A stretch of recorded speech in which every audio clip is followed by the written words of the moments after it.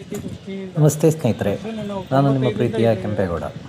ಸ್ನೇಹಿತರೆ, ಬಾಶೆಟ್ಟಹಳ್ಳಿ railway gate ಸಮೀಪದ ಮನೆಯೊಂದು ರಾತ್ರೋರಾತ್ರಿ JCBಯಿಂದ ಧ್ವಂಸವಾಗಿದೆ.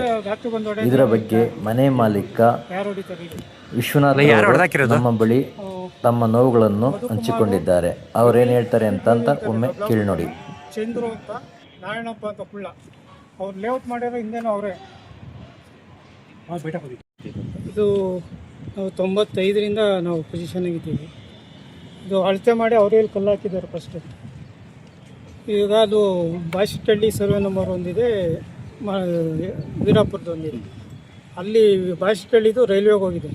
ಆ ಜಾಗನ ಇದು ಮಾಡೋಣಕ್ಕೆ ನಾವು ಇಲ್ದಿದ್ದು ನೋಡಿ ರಾತ್ರೋರಾತ್ರಿ ಮೊನ್ನೆ ಬಂದು ಕಾಂಪೌಂಡ್ ಹಾಕಕ್ಕೆ ಬಂದಿದ್ರು. ಅವತ್ತು ಹೇಳಿದ್ವಿ, ನೋಡಪ್ಪ ಜಂಟಿ ಸರ್ವೆ ಮಾಡ್ಸೋಣ, ಎಲ್ಲಿಗೆ ಬಂದರೆ ಅಲ್ಲಿ ಹಾಕಡಿ ಅಂತ ಹೇಳಿದ್ವಿ.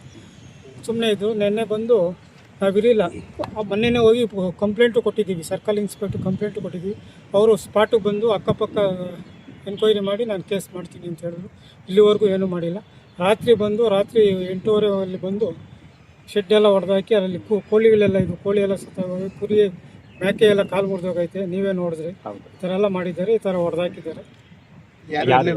ರಾತ್ರಿ ಹೊತ್ತು ಅವರು ಅಲ್ಲಿ ಪಕ್ಕದಲ್ಲಿ ಮನೆ ಮಾಡ್ಕೊಂಡವ್ರೆ. ಮೊದಲು ಇಲ್ಲೇ ಇದ್ದು ಸಂಸಾರ. ಇವಾಗ ಇದೆಲ್ಲ ನೋಡಿ ಪಕ್ಕದಾಗ ಒಂದು ಮನೆಗಿದ್ರು. ಅವ್ರು ಊಟಕ್ಕೆ ಹೋದಾಗ ಬಂದು ಹೊಡೆದಾಕಿದ್ದಾರೆ ರಾತ್ರಿ. ಅಲ್ಲ, ಏನೇ ಆಗಲಿ ಒಂದು ಕಾಂಪೌಂಡ್ ಹಾಕ್ಬೇಕು, ಅಷ್ಟೇ ಸರ್ವೆ ಮಾಡಬೇಕಾದ್ರೆ ಪಕ್ಕ ಜಮೀನವ್ರು ತಿಳಿಸ್ಬೇಕು.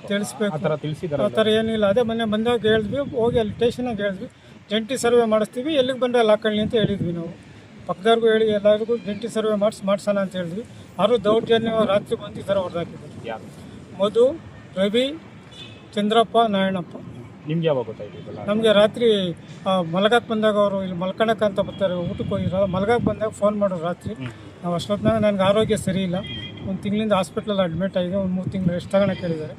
ಆದರೂ ಬರೋಕ್ಕೆ ಹೋಗಿಲ್ಲ. ಇವಾಗ ಬೆಳಗ್ಗೆ ಬಂದು ನೋಡ್ರಿ ಈ ಥರ ಆಗಿದೆ. ಈ ಶೆಡ್ ಏನಾಗಿದೆ ಸರ್? ಶೆಡ್ಡೆಲ್ಲ ಡೆಮಾಲಿಷ್ ಹೊಡೆದಾಕಿದ್ದಾರೆ. ಕೋಳಿಗಳು ಸುತ್ತವೆ, ಮೇಕೆ ಕಾಲೆಲ್ಲ ಮುರಿದಿದೆ, ನೀವೇ ನೋಡಿದ್ರಿ. ಒಂದಷ್ಟು ಸಾಮಾನು ಇದ್ದಾವೆಲ್ಲ ಜಖಮಾಗಿದೆ.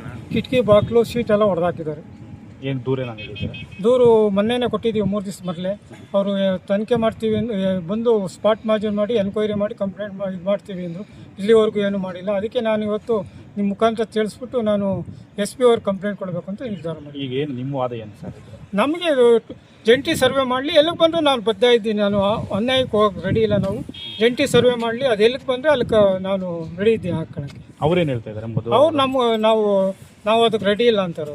ಅವ್ರು ಜಂಟಿ ಸರ್ವೆಗೆ ರೆಡಿ ಇಲ್ಲ. ಯಾಕೆಂದರೆ ಅವ್ರದ್ದು ಒಂದು ಸರ್ವೆ ನಂಬರು ರೈಲ್ವೆ ಟ್ರ್ಯಾಕ್ ಹೋಗಿದೆ, ಅದರಿಂದ ಅವ್ರು ಜಂಟಿ ಸರ್ವೆಗೆ ರೆಡಿ ಇಲ್ಲ. ಇವಾಗ ಇಲ್ಲಿ 5,000 ರೂಪಾಯಿ ಹೋಗ್ತದೆ ರೆಡಿ. ಆ ಉದ್ದೇಶ ಇಟ್ಕೊಂಡು ಯಾರ್ಯಾರಿಗೆ ಏನೇನು ಕೊಟ್ಟು ದೌರ್ಜನ್ಯ ಮಾಡಿ ಇದು ಮಾಡ್ತಾವ್ರೆ. ಅವ್ರದ್ದು ಎಷ್ಟು ಸರ್ ವಿಸ್ತೀರ್ಣ ಇರೋದು? ಅವ್ರದ್ದು 19 ಕ್ವಿಂಟಲ್. ಈಗ ಎಷ್ಟು ಉಳಿದಿದೆ ಅವ್ರದ್ದು?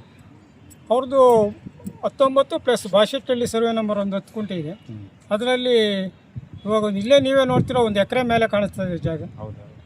ಅಂದರೆ ಅವರು ಏನು ಅಕ್ವಿಸಿಷನ್ ಆಗಿದೆ, ಆ ಲ್ಯಾಂಡ್ ನಿಮ್ಮ ಕಡೆ ಬರ್ತಾ ಇದೆ? ನಮ್ಮ ಕಡೆ ಬಂದು ಒತ್ತುವರಿ ಮಾಡಿದ್ದಾರೆ. ಇಲ್ಲೇ ಕಾಣ್ತಾ ಇದೆ, 1 ಎಕರೆ ಮೇಲೆ ಜಾಗ ಕಾಣ್ತಾ ಇದೆ. ಅವ್ರ ಲೆಕ್ಕದಲ್ಲೇ ಇಲ್ಲಿ ಕಲ್ಲು ಹಾಕಿರತ್ತೆ ಬರ್ತದೆ, ಅವ್ರ ಲೆಕ್ಕದಲ್ಲೇ. ಹೌದು. ಇವಾಗ ಎಕ್ಸ್ಟ್ರಾ ಬಂದಿದ್ದಾರೆ. ಅಂದರೆ ನಿಮ್ಮ ಪ್ರದೇಶಕ್ಕೆ ಎಷ್ಟು ಬಂದಿದ್ದಾರೆ ಅಂತ? ನಮಗೆ ಒಂದು 25 ಅಡಿ ಬಂದಿದ್ದಾರೆ. ಅದು ಉದ್ದ 300 ಅಡಿ ಇದೆ. ಟೋಟಲ್ ಏನಾಗುತ್ತೆ ಸರ್? ಎಷ್ಟು ಮೌಲ್ಯ ಬೆಳೆಯುತ್ತೆ? ಎಷ್ಟು? 1.25 ಕೋಟಿ ರೂಪಾಯಿ. ಇವತ್ತಿಲ್ಲ 5,000 ರೂಪಾಯಿ ಅವರೇ ಮಾಡ್ತಾವ್ರೆ. ಹಿಂದೆಗಡೆ 4,000ರಿಂದ 5,000 ಮಾಡ್ತಾವ್ರೆ. 7-8 ಸಾವಿರ ಅಡಿ ಬಂದಿದ್ದಾರೆ. ನೀವೇ ಲೆಕ್ಕ ಹಾಕೊಳ್ಳಿ, ಇದು ದೌರ್ಜನ್ಯನ ಏನು ಅಂತ. ವಿಶ್ವನಾಥ್.